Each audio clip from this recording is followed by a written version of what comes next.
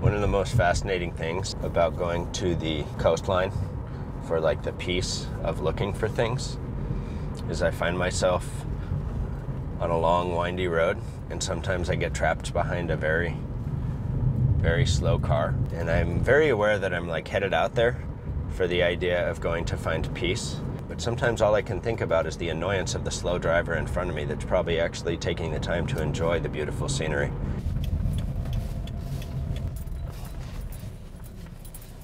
The process of these sculptures starts by collecting. I drive out to the coast. I put a very large camping bag on my back. I hike in. And then I walk. And then I put things in the bag until the bag's too heavy. When it gets warm enough, this is like the best time of the year. In the summer, I can collect like a little fucking squirrel. And then in the winter, I have the reserve.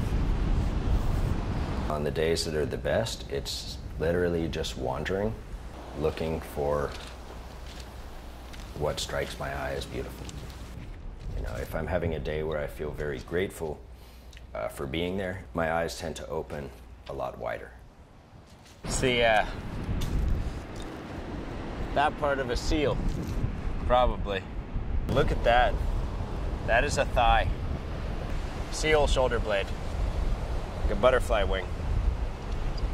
That's where seal teeth used to be, or sea lion. What I pick up now is very different from what I used to pick up.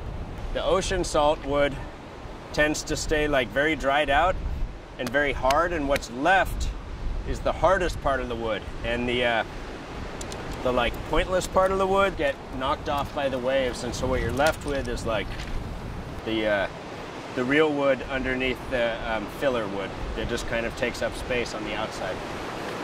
Like the real thought underneath the bullshit that trails through our mind all the time. Once I fill a camping bag, drive it back, I dump it out on the floor. You end up with a very rough, loose piece of wood.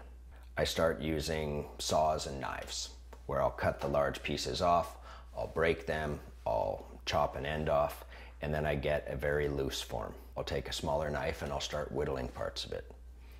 Sometimes the piece is perfect all on its own, and all I do is begin the process of sanding for hours and hours and hours.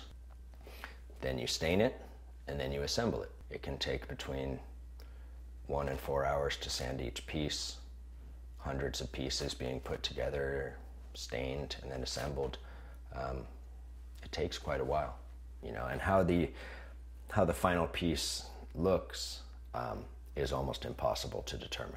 The final process is kind of like opening a gift. Each added bit of material, as it builds on the previous ones, it will kind of determine where it's going to go. That's really beautiful. Do I do it 4?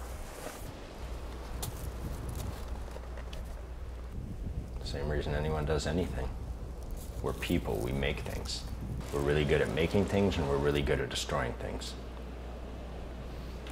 I'd rather make things.